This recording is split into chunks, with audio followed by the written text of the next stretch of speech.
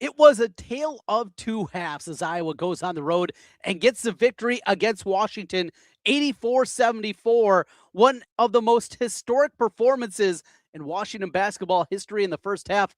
Iowa came roaring back. A big win, a quad one win. Good news for Iowa hoops.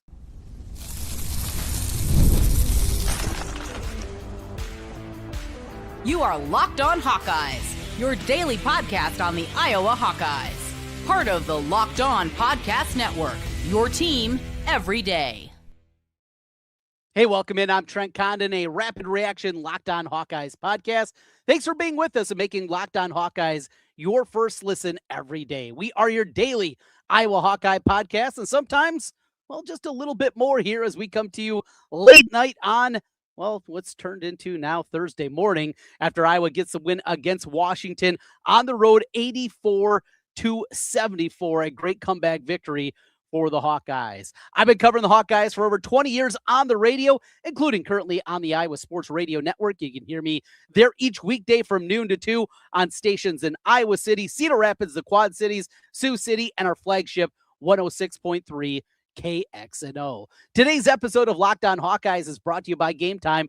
Download the Game Time app, create an account, and use code LOCKEDONCollege for $20 off your first purchase. Well, today we are doing things live and taking a look back at the performance.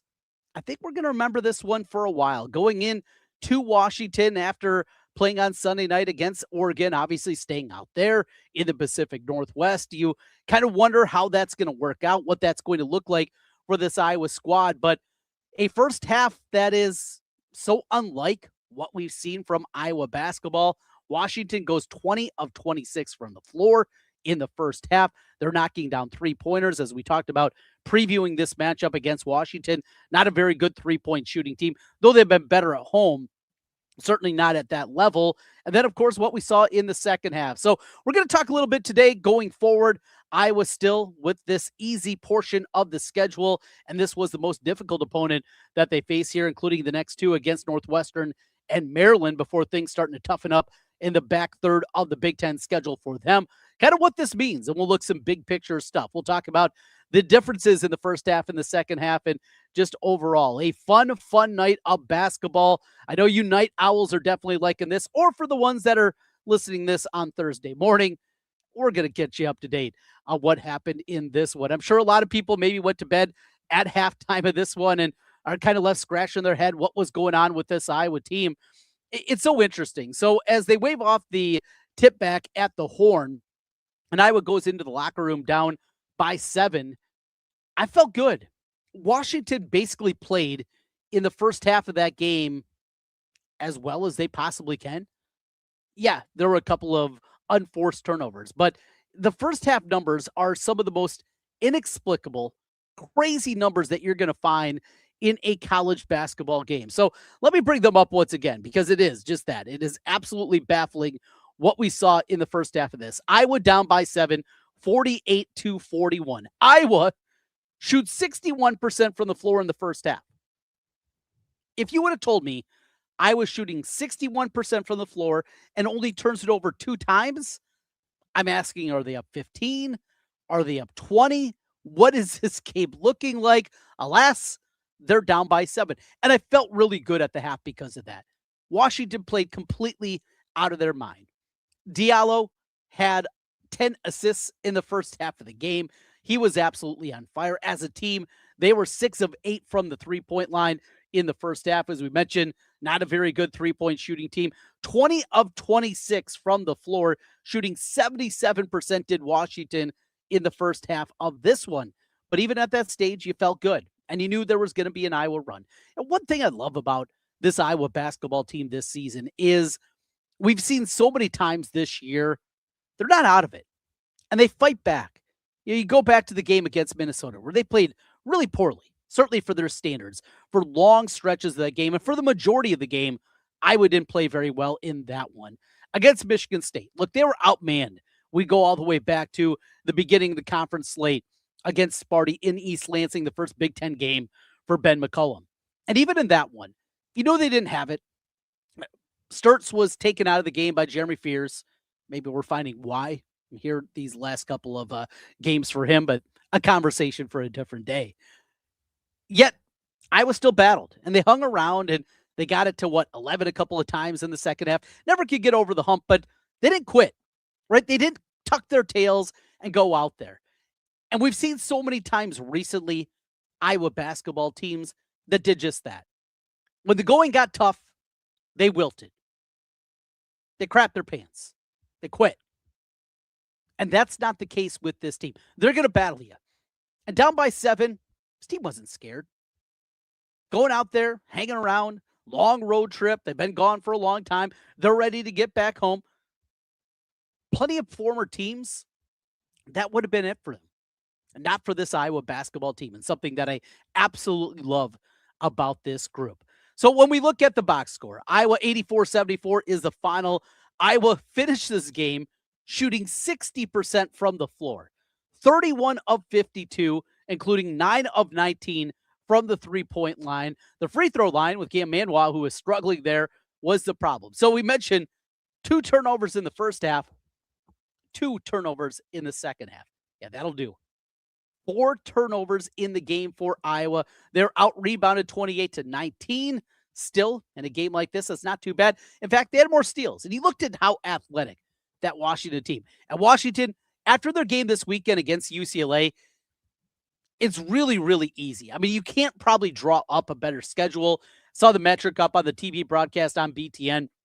They talked about, to this point, they've had the most difficult schedule in the Big Ten, and the remaining schedule is going to be the easiest for them, and you can definitely see that. And will you be shocked to see Washington go out there down the stretch, win something like 6 out of 7, now maybe sneak in the back door of the NCAA tournament, be one of those teams that go out to Washington? I wouldn't, because they got some dudes. Steinbach inside, he is an absolute behemoth. Right away in the ball game, you saw that they had Cam Manwah on him, and then on the other side, Cooper Koch is in there, and he's battling against their other big. And you're looking at Kepnang, and you're like, this is going to be ugly. Yet, he continued to fight. Cooper Koch, the growth continues out of him. And maybe hit a little bit of a wall. Listen to Ben McCollum after the game, and he talked a bit about that freshman wall that seemingly happens to every freshman at some point during the season. And maybe that hit for Cooper, but he's battling back. All his points come in the second half of the game, 11, including a couple of very important three-pointers in this one. Let's go through the Iowa side of the box score. Iowa, how about this? Averages 1.42 points per possession. I don't care who you're playing. On the road, that's good. This was a Washington defense that was pretty good in its own right. And to do that, absolutely eye-opening against a defense with the skill set and the athleticism that they have. They just had the Iowa offense, and certainly for a stretch there in the second half, but even parts of the first half, where they just had them in the mixing bowl, and there was nothing that Washington was able to do defensively to get out of it. Manwah goes 3 for 3 from the floor. The aforementioned 0 for 4 at the free throw line. Still solid, right? Defense that he was having to play, the size that he was giving up inside. I thought he did a really good job being active. A couple of good catches in there. Tavion Banks, solid again. Missed the free throw, his first free throw of the night, ending the streak at 30, so we can stop that conversation. And let's just start another one for Tavion Banks as his backup. Now to 2 free throws for him. Cooper Koch, all 11 points in the second half for him. Cale Combs, and I think this is something when we go back to the first half and like, how in God's name, as connected, as solid as Iowa is on the defensive end of the floor, how do you allow a team to go 20 of 26 from the floor? Well, remember, Cale Combs, their best on-ball defender, probably overall their best perimeter defender, though Isaiah Howard, I'm sure, might argue with it. Cale Combs is really good on the defensive end of the floor. We got 2 quick fouls, one of them an absolute cheapo, and he was out. And he finishes the game playing a lot less than certainly we're used to for him, just 15 minutes in the ball games. But when you lose Cale Combs, his ability to run the offense, give a little bit of rest to Bennett Stirtz when he's out there, doesn't have to be the primary ball handler through the course, but it's the other end of the floor. I think that's a piece of it, of what we saw certainly out of this Washington team and what they did in the first half. Stirtz finishes with 22, including 4 3-pointers, 2 of 4 from the free throw line. That was weird. Both those free throws just 5 assists, though, in the ball game for him against just 1 assist. How about the week that he had up in the Pacific Northwest? Fulgaris right away looked awful. And it looked like one of those games, again, that we've seen so many times in the past. Well, Al doesn't have it tonight. Alvaro's going to struggle. This is going to be ugly.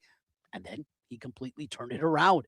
He played incredibly well, not just knocking down shots, but getting into the paint, making plays inside, really diving in there. That's something that Iowa, you could see some of the changes that they were making philosophically, offensively, and what they did in that front as he played really, really well.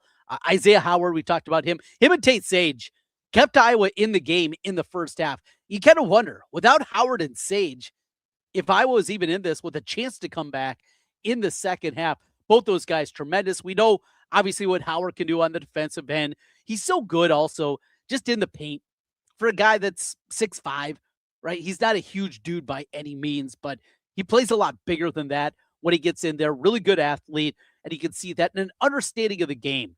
Now, even when he's got a smaller defender, maybe there's a point guard, even a smaller 2-guard on him, he's able to back them down. And for a guard, he is really, really good backing people down, hitting that little baby hook and doing those kind of things. Sage and Howard, absolutely tremendous in this one. 84-74, the final as Iowa gets it done. We talk about the first half, which was ridiculous. How about the second half? So Iowa in the second half goes 14-24 from the floor, 58.3%. That was lower than what they shot in the first half of the game. But maybe more importantly, 6 of 10 from the three-point line in that one. 14 made field goals. They were sharing the ball. They were making plays, and Iowa gets the win against the Huskies. So now it's time to take a look at this team big picture. What does this mean? A winning streak, some big numbers, and some trends for this Iowa basketball team. We'll take a look at things big picture when we come back. This is Locked On Hawkeyes. I'm Kalia Butler, host of Locked On Women's Basketball, and this is Mazda's Women's Basketball Snapshot, celebrating the work no highlight reel can ever capture. Number 1 ranked UConn dominated Tennessee 96-66, turning a halftime tie into a historic win and avenging last season's loss by delivering the largest margin in the rivalry's history. AZ Fudd had 27 points and Sarah Strong added 26 as the Huskies remain perfect on the season, reminding everyone why they are the reigning national champions. In the Big Ten, number 2 UCLA rolled past number 8 Iowa 88-65, powered by 22 points from Angela Dukelich and a huge advantage in the paint, staking their claim as a national threat. These moments are earned off the clock, those long before the lights ever come on. The sweat, the fakes, the doubt, the scrapes, and coming back for more every time. Mazda puts that same drive into every detail. Wins define the moment, putting in the work, that defines you. There's more to a Mazda because there's more to you. Welcome back once again to the Locked On Hawkeyes podcast. Thanks for being with us and making Locked On Hawkeyes your first listen every day, your daily Iowa Hawkeye podcast. And thanks for making Locked On the number 1 sports podcast network. If you haven't already, go check out our new Everydayer Club. It's an opportunity for you to get Locked On Hawkeyes each and every day, just like you already do, but do it ad-free. It works with Apple Podcasts, Spotify, all the major podcast apps that are out there. Plus, you can also join us on our members-only Locked On Everydayer Club Discord server. Chance for you to interact. Got some questions for me. You can fire them at me as well. You can find all the information to see if it makes sense for you at lockedonhawkeyes.supercast.com. That's lockedonhawkeyes.supercast.com. As we continue here, Locked On Hawkeyes at a rapid reaction podcast, we take a look at this team and at what it means for them, big picture. After getting this win, as mentioned, another quad 1 victory, another good, solid victory that I think is going to look a whole lot better for them when we get to the back half of the year. Iowa, the updated numbers currently sits at number 21 in the net rankings, 17-5 on the season. As I bring up their NCAA net team sheet, 2-4 now against quad 1, 5-1 record against quad 2. A lot of people on the committee like to combine those together. So that 7-5 record puts them in really good shape. You get this victory against Washington, who is still on the periphery. As long as they don't fall out, though, of the top 75, this is going to be a quad one victory. So no concerns, I don't believe, for Washington to fall out of that rank, that Iowa's going to be there. Now an opportunity for them certainly to string some things together on top of it. We've talked a lot about the difference, though, throughout the course of the season about the predictive markets. Everydayers, you hear me talk about Ken Pomeroy, Bart Torvik, those kind of rankings, who absolutely love the Hawkeyes. Those are the predictive metrics. Those are the places. Basically, think of it as Las Vegas looks at them. Iowa is very highly ranked. Iowa currently at Ken Pom at number 19. Bart Torvik has them at number 20. The problem has been, if you will, what it is on the result-based metrics. Well, those numbers are improving. And now Iowa is up to number 30 in both of the main ones. Yeah.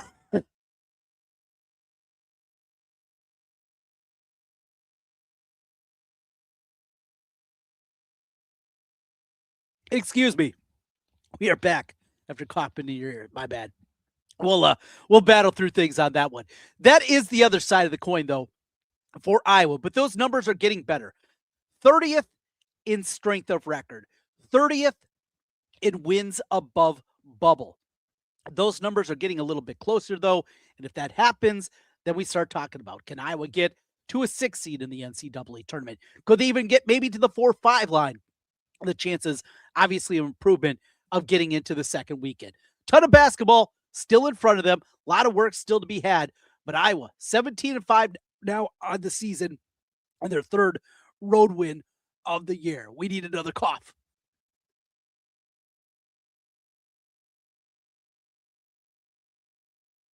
All right. We're going to battle through. Late night. I know you're up late with us as well. For people that are watching us on live, my apologies. We're out of my drink as well, but we're gonna push through on this one. Got a couple of notes for you. This comes in from the Iowa Athletic Department and the Sports Information Department, James Allen. So let's get a couple of these because I thought these were some absolute great notes about this. Well, we start with number 17. Hawkeyes at 17-5. Remember a year ago, they won 17 games all season long. How about this? Iowa has won 3 straight Big Ten road games for the first time since the 2021-22 season when they won at Maryland, Ohio State, and Nebraska in a row. Second time that they got a win after trailing at halftime. Best start for Iowa through 22 games since the 2018-19 season at 17-5. A couple other notes from the game. 6th game this season where Bennett Stirtz has made 4 or more 3-pointers, and the 14th game this year with at least 5 assists. Alvaro Fulgaris finishing with 16 points, 12 in the first half. Iowa is 11-0 when Alvaro Fulgaris scores in double figures. Yeah, that one definitely deserves a wow. A lot of great numbers there, and just showing this victory that feels oh so good for Iowa. The string for Tavion Banks comes to an end at 30, as we talked about a little bit earlier. Washington used an 11-0 run to stretch the lead out to 18-10. Iowa scoreless at that time for more than 4 minutes, but then Iowa came up with a spurt, got back to the game, took the lead back in the first half of this one. So just some of the game notes that came in from, again, James Allen and the Iowa Sports Information Department. Big thank you, as always, for those notes, as they definitely help us start to paint the picture of this Iowa team. Back to the resume and what we look at going forward. So Iowa will finally get back home after that long road trip out to the Pacific Northwest. They take on Northwestern coming up on Super Bowl Sunday at 2:00 as they'll face off against Northwestern. Then after that, it is next Wednesday, a road trip out to Maryland. Boy, the Terps are struggling. 8-13 on the year. This is, I think, maybe even far and away the worst team in the Big Ten is the Terrapins, and it's just crazy to think of that program that's won a national championship here in the last quarter century, that they've fallen on that kind of hard times after they go through the coaching change that they did, and Buzz coming in this season. If, and I know it's an if, but we're starting to feel pretty good, Iowa gets these next 2 games. They'll be sitting at 19-5 with Purdue coming to town on Valentine's Day. The game is already sold out. The environment should be pretty raucous. We've been begging and pleading to get back to more Saturday games, and that's going to happen in that one. Mid-afternoon, still time for your significant other to get back home. If you're outside of the Iowa City, Cedar Rapids corridor, get back home, take her out to dinner, do those kind of things, or take him. I know we got female listeners out there as well. Don't have to forget about that also.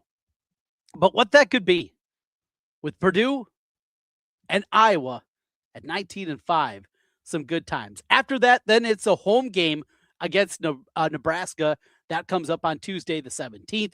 They go on the road to Wisconsin. An up and down Badger team. Still a road trip to Madison.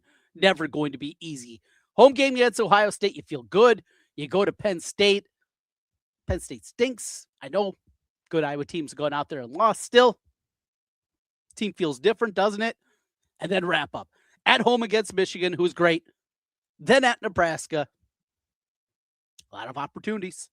A lot of chances at some quality victories. I think it feels different. It feels different with this squad. And maybe it's just a change going through what we went. And I think everybody that has listened to our program before knows that I really respect what Fran McCaffrey did, resurrecting this program. He had other opportunities. There were other jobs out there, and certainly closer to where he was out there in the Northeast. But he made the decision to come to Iowa City. And after the absolute dumpster fire that was the Todd Licklider era, to pull Iowa basketball back to relevancy was great, but it was a time for a change. And you talk about the right guy at the right time, that feels like Ben McCollum. We'll have more on this coming up tomorrow with the full episode. Todd Brommelkamp's going to join us. We'll get his perspective on everything that we see. Dive a little bit deeper. I'll get my throat a little bit better, and we'll be ready to go for you with a full normal episode coming your way tomorrow. Again, thanks for being with us and making Locked On Hawkeyes your first listen every day. If you're watching us on YouTube, make sure you hit that subscribe button. Lets you know every single time that we got a new episode for you on your daily Iowa Hawkeye podcast. If you're on the podcast side, 5-star reviews. They really do help. I know it's a little cumbersome. Help me out, right? Help us out a little bit. And if you want to get Locked On Hawkeyes ad-free, go over to lockedonhawkeyes.supercast.com. Opportunity for you to jump aboard there and support what we're doing here each and every day. Thanks for being with us. We are out of time and a little bit out of breath. I need to get myself a little bit of water. We will talk to you again. Well, it's already Thursday. We will talk to you later on Thursday with Todd Brommelkamp. Until then, go Hawks.